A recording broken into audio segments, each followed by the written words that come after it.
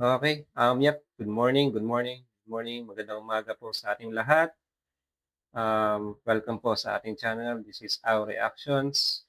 Yep, before we start, konting disclaimer, tayo po ay magbibigay lamang ng suggestion, feedback, komento, opinion sa mga napapanood natin, mga balita or trending news or any trending videos, no? So, yeah, let's start. Ano? Okay, nung June 17, yeah, Wednesday, formal na nga na naluklok bilang SP si Senator Win Gatchalian, no, from, acting SP, siya ngayon ay SP na, no. Then ito na, dahil sa meron na tayong kumpletong SPs, kumpletong Senate, working Senate, is magsisimula na uli or I mean babalik na uli sa, ah, impeachment trial, 'no. Di-discuss na uli 'yan, 'no. So, by July 'yon, by July. So, ngayon, trending news ngayon is kung sino yung magiging presiding officer para dun sa, impeachment trial ni VP Sara, 'no. Okay, yeah, let's watch this news po. Mhm. Our consensus as of this morning, we will elect Senator Jesus Escudero if we convene again as the impeachment court to be the presiding officer. Why so, sir? Lawyer eh. Kasi para at saka may experience na rin siya sa impeachment. So, yun ang Si Senator Chis. Okay, so yun nga, 'no, um, so parang napagdesisyonan na si SP Chis, I mean si previous SP Chis or Senator Chis Escudero ang magiging presiding officer sa impeachment trial ni Sara. So, pangalawang beses 'to, pangalawang beses. Kasi nung nakaraang taon, siya yung, SP, 'no, siya yung dapat magpe-preside talaga dun sa impeachment trial ni VP Sara. Pero daming issue, eh, 'no, daming ganap, daming naging ano, controversial na ano, isa na dun yung forthwith, 'no, Mr. Forthwith nga ang tawag sa kanya, 'no, before. Kasi nga dinelay at dinelay niya ng may impeachment trial noon. Hinantay nila yung pinakadesisyon nung Supreme Court bago sila umakto, 'no, hanggang sa wala na nga, 'no, na-archive na yung impeachment trial. Pero, okey na rin, maganda na rin yung ano, dahil mas naging malinaw ngayon yung ano, 'no, na himay-himay, ah, grounds for impeachment para kay VP Sara. Oo. Ayos na rin yung nangyari before, pero yun pa rin, let's see kung anong, mangyayari kasi siya na yung magiging, presiding officer, 'no. So, hindi natin alam, baka kung ano-ano na naman ang gawin pagpapagal, 'no. Let's see. yun ang consensus namin as of this morning. Pwede magbago. Senator, And si Senator Win Mm. mismo, Senate President Pin ang nag-suggest din nun. sir, sorry yun ba kasama ba yan sa negosasyon ng paglipat No. ni Senchins? No. Kami-kami yun, nag-usap. Okay, 'no. So, yun nga, kung tinanong kanina nung reporter kung naging negosasyon ba yun, kasama sa negosasyon, kaya lumipat sa majority si Senator Chis Escudero, 'no. Pero tingin ko ano, eh, 'no, siguro ayaw lang niya aminin pero baka, possible, 'no. So, opinion lang 'yun, puwedeng gano'n, yep. Or, baka nagpresinta talaga si ano, baka nagpresinta talaga si Senator Chis, baka nagparinig or nagsabi na, "Ako na lang uli," or 'no, baka kunyari sinabi niya na, "Ako na lang para makabawi-bawi," 'no, gano'n. Or ito na yung redemption arc niya, 'no, para yeah, I don't know, we don't know, still don't know. Puwedeng gano'n or puwede rin naman talagang yeah, kasi nga sabi niya may experience as lawyer and Batiganic lawyer daw. And, nag-propose na rin or I mean, si Senator Win Gatchalian na rin yung nagsabi na siya na lang daw, 'no. But we see, yeah, let's see kung anong mangyayari. Puwede rin magbago, 'no. Ah, Para lang maging smooth. Kasi alam nyo, pag ikaw nagpipreside, kailangan talaga meron kang hindi basic knowledge sa law, yung rules of court, evidence. Kasi once na merong mag-motion from either from the prosecution or defense, merong pagkakataon na kailangan mag-rule ka immediately, di ba? Yes, sir. Sustain, overrule. Hindi naman pwedeng kada motion ibabalik niya sa body. When will that Hindi happen, ba? sir? The election of Senchis as presiding officer? Pag nag-convene uli kami, I think July 6. July 6 Yeah, yan, sir? July 6. Okay. Okay, no? So July 6, by July 6 is magko-convene daw sila, no? Para dun sa impeachment trial ni VP Sara. Okay, so malalaman natin kasi marami naging issue nakaraan, eh, no? Sabi nila, yes, mabilis pumukpok. Eh, baka man naman sa bilis ng pukpok, tapusin agad yung impeachment trial, no? Hindi na ilabas lahat ng ebidensya. Or pwede naman din na patagalin, no?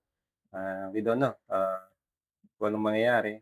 Kasi si Senator Chis nga is maraming naging issue noon, no? Maraming controversial na issue noon.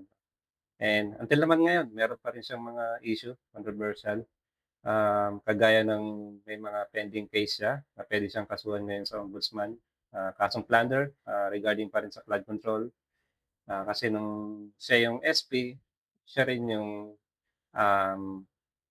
yung nakitaan siya yung sa CCTV video na nagpunta siya doon sa office naman na ng kasama si Saldico, office ni Saldico para sa budget, national budget for the 2025. No? And other than that is flood control is meron pa siyang yung donation, no? Donation sa kampanya, no? Isa 'yon, sa kaso 'yon. Although binasura na yata nung COMELEC 'yon, pero meron pa rin, pending pa rin siya dun sa no? Pwedeng i-file na ng kaso ng ombudsman, then isang araw baka makulong din siya kagaya ni Senator Jinggoy, no? Ngayon may comment yung Malacanang, mismo si Presidente, no? Tingnan natin kung anong naging sagot ng Presidente doon sa nangyari. May mga bumabatikos po sa talaga kay Senator Escudero bilang presiding judge sa Senate Impeachment Court. Lalo na raw po ay meron siyang involvement allegedly doon sa impeachment case ni VP Sara, para na-criticize siya before regarding that. Yes, yan. Yung sinabi nga last year is maraming criticism kay Senator Chis Escudero gawa nga nung dinelay yung impeachment trial. No? But anyway, patingin ko napaganda rin naman. Mas nalinawan ngayon. No? But let's see kung ano pa uli yung mga gagawin nilang tactics. No? Second question first. What was I'm not sure what the batikos is for Cheese to become the Presiding officer. the Mr. trial Fortwith. manager or whatever. I think when during the first impeachment proceedings with VP Sara, kung saan po parang maraming nag-criticize na dinedelay yung impeachment trial dun sa Fortwith po na provision doon sa ating constitution. Yan, yes. Maraming mga nagbigay ng ano dyan eh. Ng mga kung ano-anong interpretasyon tungkol sa Fortwith na yan. Yan. Yeah, but those are opinions. I don't think that reflects in any way on how he will do. As a matter of fact, the rules that were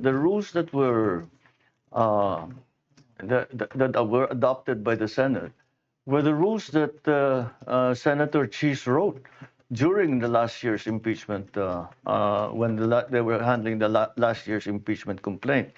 So, in terms of his ability to be able to run the trial, I don't think that's in doubt. If you remember, the reason that the impeachment trial last year came to a stop was because of a Supreme Court decision. And that had nothing to do with Senator Cheese. So yun nga no, kasi yung Supreme Court decision last time is 1 year ban rule daw. 1 year bar rule. And hindi nga daw nabigyan ng tamang proseso, no. So yun nga. Go. Let's go back to the first. Let's go back Sir, to the okay first lang question. follow up before Oh, we sige, go back sige. to the Keep first going. question. Sir, safe to say po ba na you express your support na si Senator Chis Escudero po yung maging presiding officer doon po sa impeachment ni VP Sara? I will support whoever the Senate chooses. As long as the process that they undertook in making the choice is proper, is legal, is constitutional, then that's fine with me. I will definitely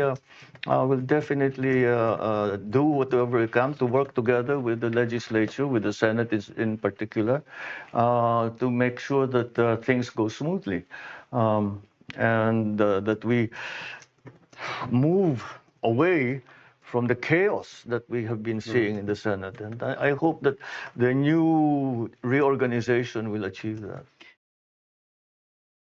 Okay, no? So, sana nga, no? Sana mas okay yung mapili nilang na magpe-preside doon sa impeachment impeachment court, impeachment trial ni VP Sara. And alam naman natin nga na marami na naging issue kay Senator Chis Escudero, no? So, hindi natin alam, pwedeng so ingat-ingat, ingat-ingat pa rin yung ating bagong SP, si Wing Gatchalian at saka yung majority natin ngayon, no? Kasi malay mo, no, kung ano na naman gawin nila. Baka pagdating sa impeachment, kung ano na naman sabihin ni Cayetano, kung ano na naman pambabaligtad doon, and lalong ma-delay or baka lalong matapos o bilisan pagtapos ng impeachment trial. Yeah. Yeah. So, abangan natin kung anong mangyayari, no? Kasi kumbaga sa palabas nga etong impeachment trial is parang ano, no? Sa palabas, parang ito yung mga second season. So, nung first season, kunyari yung first season na impeachment trial last year is hindi natuloy kasi hindi kompleto. Pwedeng wala yung director, hindi na budgetan, or wala yung mga bida. And then, ngayon, may mga bagong karakter, bagong posisyon, and tuloy yung shooting. So, mag-i-start ng palabas. No? So, ituloy natin to impeachment trial. No? Abangan natin kung ano mangyayari. So, again, yep, disclaimer lang ulit, tayo ay nagbibigay lamang ng opinion, feedback, and reaction sa mga ganap, current ganap. No? So, maraming salamat sa pagtutok at kita-kita ulit tayo sa susunod. Yeah. Thank you. Bye-bye. Bye.